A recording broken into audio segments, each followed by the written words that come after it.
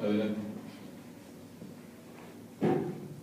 Ok, hablamos nuestras Biblias ahí en Mateo capítulo 4 y para empezar esta porción de la Biblia, este pasaje del capítulo 4 de Mateo, no olvidemos lo que se vio en el capítulo 3 al final, un evento realmente espectacular, un evento realmente sobrenatural, ver que el Señor Jesús es bautizado por Juan y el Espíritu Santo se manifiesta como una paloma, desciende sobre él, se abren los cielos y se oye la voz de Dios el Padre diciendo que es su Hijo amado en el que Él se complace.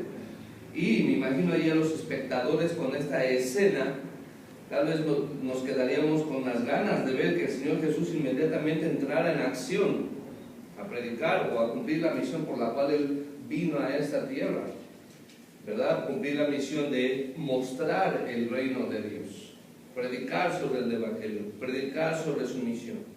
Pero en el capítulo 4, versículo 1 dice: entonces Jesús fue llevado por el Espíritu al desierto para ser tentado por el diablo. Y entonces vemos en el capítulo 4 que realmente Jesús no empezó a entrar en acción luego, sino que pasó algo como un intermedio entre el bautismo y el inicio de su ministerio. Este intermedio inicia con el trabajo del Espíritu Santo llevándolo al desierto con un propósito, con un objetivo: ser tentado por el diablo. Y aquí nosotros tenemos que identificar primeramente que la tentación procede precisamente del diablo, como lo dice aquí el versículo 1. Dios no tienta a nadie, ni es tentado por nadie. Es algo que nos tiene que quedar claro. Por ejemplo, Santiago capítulo 1 versículo 13 dice: cuando alguno es tentado, no diga que es tentado de parte de Dios, porque Dios no puede ser tentado por el mal, ni Él tienta a nadie. Entonces, Dios no es el que nos va a tentar, ni siquiera hay la posibilidad de que eso pase por su mente, porque Dios es santo. Es una de sus cualidades o atributos que tiene Dios como su santidad. Hay ausencia de pecado, ausencia de deseo de pecar siquiera. Y lo mismo hay en el Señor Jesús. En el Señor Jesús hay lo mismo. Él es la santidad de Dios manifiesta en carne, y tampoco hay un deseo de hacer lo malo. Pero es curioso ver que aquí es llevado por el Espíritu Santo al desierto para ser tentado por el diablo. La palabra tentado tal vez aquí es la que nos causa un poquito de confusión y en el pensar, bueno, ¿cómo es que Jesús va a ser tentado a hacer lo malo, incitado a hacer lo malo? Si eso fuera, entonces Jesús tiene la capacidad como ser humano de hacer lo malo. Y la respuesta es obvia: no la hay, la capacidad de hacer lo malo en Jesús. Pero la palabra tentado aquí también se puede traducir desde el original griego y en el contexto como ser puesto a prueba. Ser puesto a prueba. Entonces aquí el Señor Jesús es llevado inmediatamente después del bautismo, ahí en el río Jordán, al desierto para ser puesto a prueba. Ser tentado por el diablo, pero ser puesto a prueba. Dios permite que entonces el Señor Jesús vaya a enfrentar al diablo para ser puesto a prueba. Y las pruebas las vamos a ver más adelante. Veamos en el versículo 2 que dice: y después de haber ayunado 40 días y 40 noches, tuvo hambre. Y a veces nosotros hemos leído este pasaje.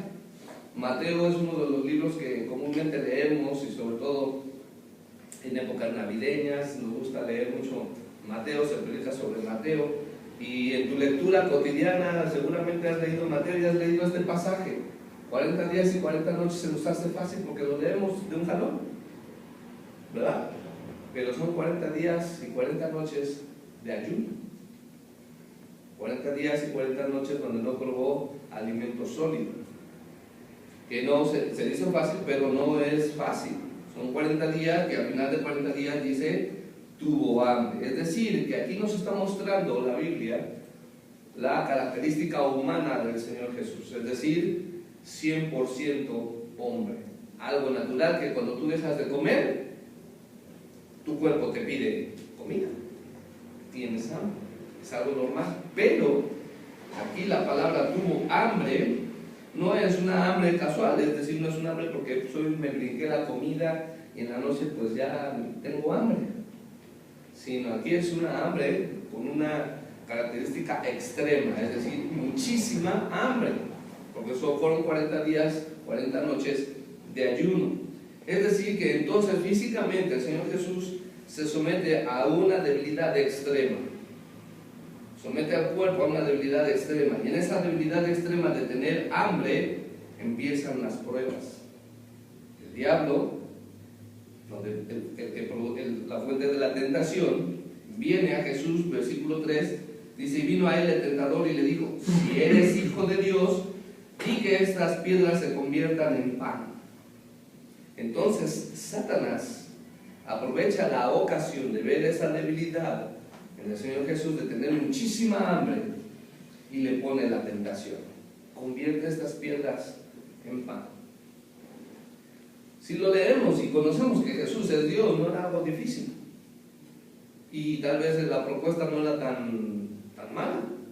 Realmente el pan en ese momento no era algo realmente malo, porque él tenía hambre.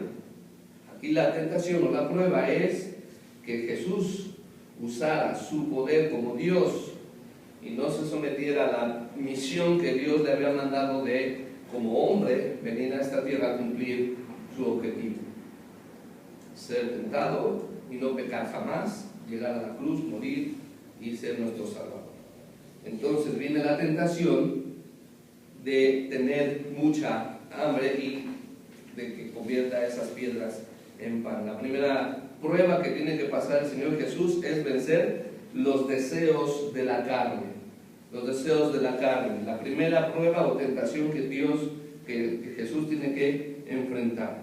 Es la primera prueba que Satanás hace, y no es raro en Satanás.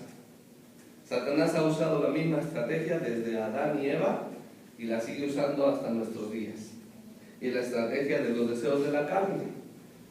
Los deseos de la carne los vence el Señor Jesús. En el versículo 4 dice, y él respondió y dijo, escrito está, no solo de pan vivirá el hombre, sino de toda palabra que sale de la boca de Dios.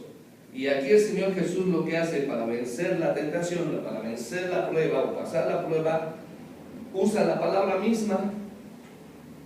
La misma palabra de Dios la usa para vencer la prueba. Y cita un pasaje de Deuteronomio capítulo 8, versículo 3, recordando ahí la escena cuando Dios iba a alimentar al pueblo de Israel con el maná. Es decir, está mostrando también que con la palabra de Dios le muestra a Satanás que es Dios el que sustenta nuestras necesidades. Y Jesús vence la prueba de los deseos de la carne con la palabra de Dios. Las pruebas que nosotros enfrentamos en cuanto a los deseos de la carne no las vamos a vencer si no conocemos la palabra de Dios. Tenemos que conocer la palabra de Dios para vencer los deseos de la carne. Pero no solo los deseos de la carne, sino que también Satanás continúa con su plan de tentar a Jesús, el Hijo de Dios. Y aquí es interesante que dice en el versículo 3, si eres hijo de Dios, es decir, como poniendo en duda que es hijo de Dios, poniéndolo también en la ocasión de decir, pues demuéstralo, demuestra que eres hijo de Dios, convierte las piedras en pan.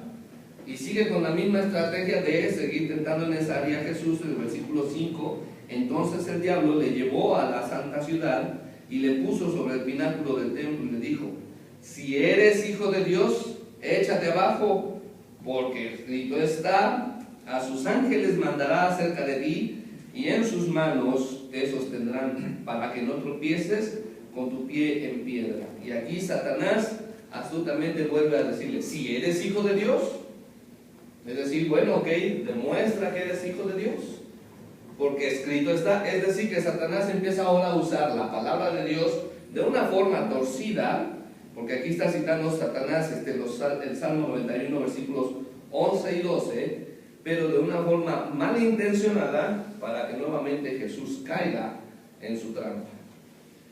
Y dice, si eres hijo de Dios, es decir, bueno, ok, eres hijo de Dios, pues escrito está, ¿no? Haz esto, échate. ¿Por qué? Porque sus ángeles vendrán y te sostendrán. Dice, échate abajo porque escrito está, a sus ángeles mandará cerca de ti y en sus manos te sostendrá.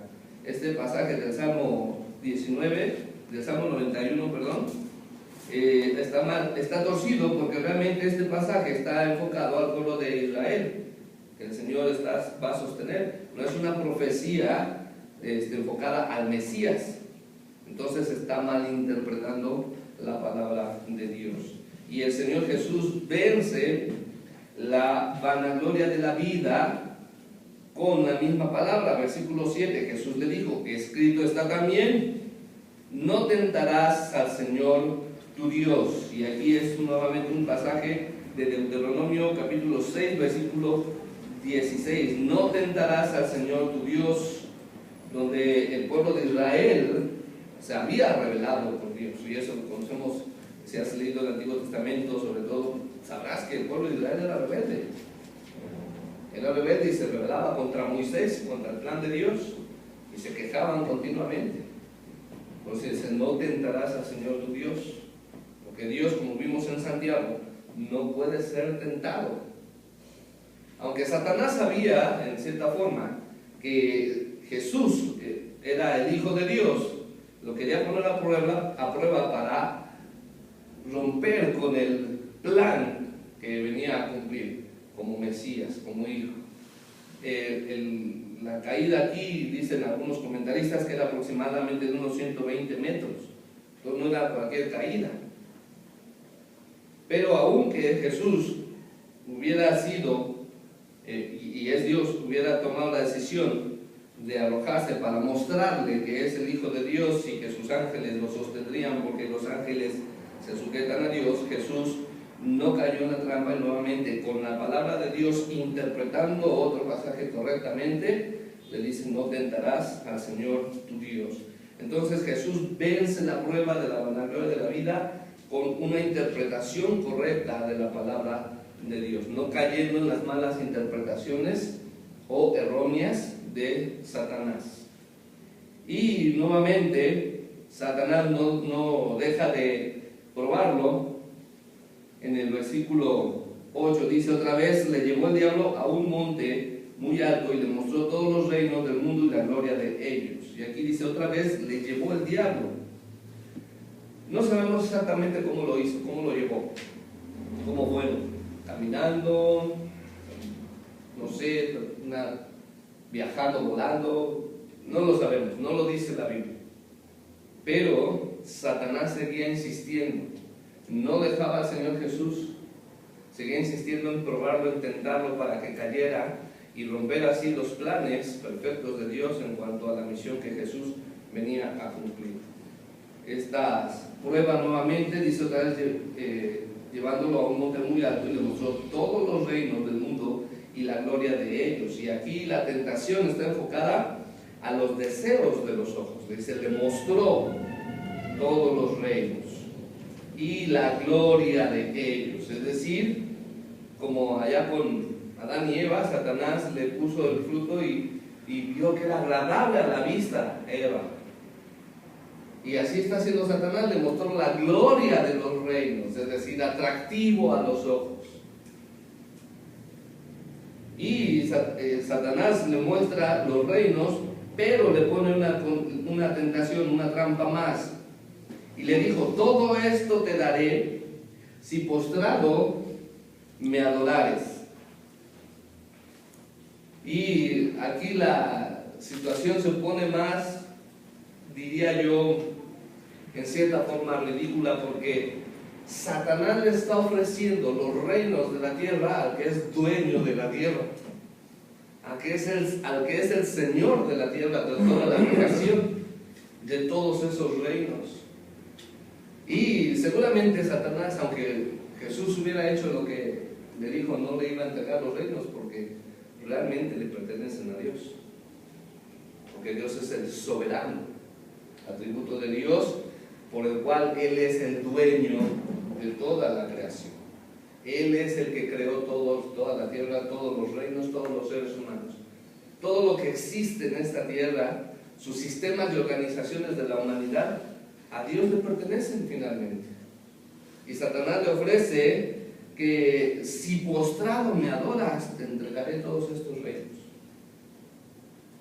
Realmente la propuesta ya para mí se convierte en algo ridículo, porque es algo que el mismo Satanás no tenía poder para ofrecer.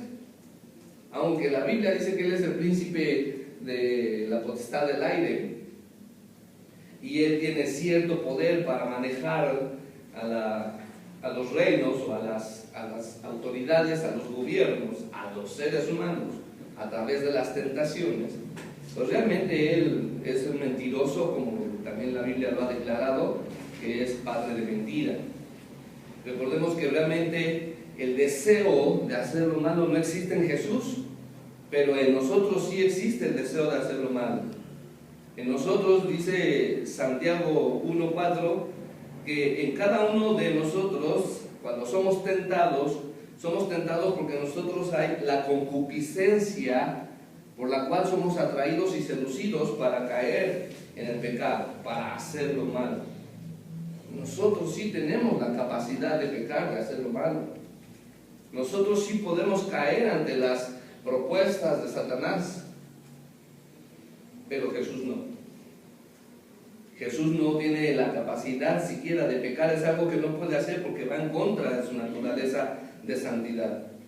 Así que la propuesta no la va a aceptar Jesús. Y nuevamente, ¿cómo vence esta prueba el Señor Jesús?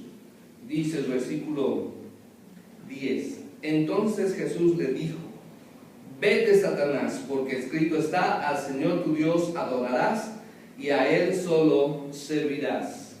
Y aquí Jesús vence la tentación o la prueba de los deseos de los ojos con la palabra de Dios, con la autoridad de la palabra de Dios, con la adoración a Dios, pero dando una indicación. La palabra vete o el verbo vete no es una expresión, pues vete, no, ya déjame. O como en las películas que en antaño veíamos de Jesús, por ejemplo, Enrique Rambal diría: vete, Satanás, porque escrito está. Y aquí la palabra, este verbo es un imperativo, es una orden fuerte y además urgente, sin opción a hacer otra cosa sino obedecer. Es fuerte, imperativo, es una indicación de vete. Con esa autoridad Jesús le está ordenando al diablo que se vaya, que lo deje, porque escrito está que al Señor tu Dios adorarás y a Él solo servirás. Nuevamente otra cita de Deuteronomio capítulo 6, versículo 13. Las tres citas que el Señor Jesús da están basadas en Deuteronomio, porque el Señor Jesús, conociendo la palabra de Dios, es con la palabra de Dios que contrarresta los ataques o las tentaciones de Satanás, las pruebas a las que Satanás lo quiere hacer caer. Aquí la tentación es vencida con la adoración y el servicio a Dios. Jesús vence la tentación de los deseos de los ojos, de la carne, la vanagloria de la vida, con la palabra de Dios. ¿Qué hizo el diablo? La indicación es vete, y es una orden. Si Jesús fuera cualquier ser humano, como tú o como yo, aunque le dijera vete y le gritara, Satanás tal vez se hubiera burlado de él, porque no tenemos autoridad como la que tiene Jesús como Dios. ¿Y qué hizo entonces el diablo? Versículo 11: el diablo entonces le dejó, obedeció a Jesús, porque sabe que es el Hijo de Dios, que es Dios mismo, que Él sí tiene autoridad sobre Él mismo. Y aquí nos muestra que el mismo diablo no puede hacer nada si Dios no se lo autoriza. Y Dios ordena y Satanás obedece. Pero a veces nosotros tenemos la palabra de Dios y Dios nos manda y a veces no obedecemos. Hacemos nuestra voluntad en vez de obedecer a Dios. Y dice, y he aquí vinieron ángeles y les servían. Les servían. No nos dice la Biblia qué hicieron los ángeles. No lo dejó registrar. Lo más lógico, viendo el contexto, es pensar que le proporcionaron lo que su cuerpo le estaba pidiendo. Recuerden que antes de ser probado, tenía mucha hambre, una gran hambre. 40 días de ayuno con sus noches. Y entonces, pensando solamente en ese contexto, y lo lógico es que le proporcionaron el alimento sólido. También un comentarista dice, lo más seguro es que también lo bajaron del monte para proveerle de los alimentos. Eso no lo sabemos. Lo más importante es ver que Jesús, como Dios y como hombre, nos muestra el ejemplo, nos deja el ejemplo de cómo vencer las tentaciones. ¿Qué tenemos que hacer nosotros para vencer la tentación? No somos Jesús, no somos Dios. Somos seres humanos que hay concupiscencia en nosotros, deseos de hacer lo malo. Número 1, conocer la Biblia. Conocer la Biblia, conocer la Escritura. Y eso implica estudiar, estudiar y estudiar y estudiar. Número 2, interpretar correctamente la Biblia. Capacitación para ver cómo interpretamos o llegamos a una buena interpretación de la Biblia. ¿Y cómo estaremos venciendo también nosotros las tentaciones? Adorando a Dios, sirviendo. Sirviendo. Si no estás conociendo la Biblia, estudiando la Biblia, entendiendo la Biblia y sirviendo en la iglesia, eres presa fácil del enemigo. Aunque no sea Satanás en persona. Porque Satanás tiene todo un ejército de ángeles o demonios que están a su servicio para hacerte caer en pecado. Los que están estudiando fundamentos de la fe, o los que han estudiado fundamentos de la fe, en la lección 2 dice que hay 5 cosas que tenemos que hacer con la Biblia: leerla, estudiarla, meditarla, memorizarla y escucharla. Por lo menos 5 cosas que debemos hacer con la Biblia todos los días, y sirviendo a Dios. Quiero terminar con una cita más de Santiago, capítulo 4, versículo 7. Dice: someteos pues a Dios, resistid al diablo y huirá de vosotros. Solo así nosotros entonces podremos alejarnos cada vez más del pecado y acercarnos cada vez más a la santidad de Dios, conociendo la Escritura e interpretando correctamente la Escritura y adorando a Dios sirviendo. Que Dios te bendiga.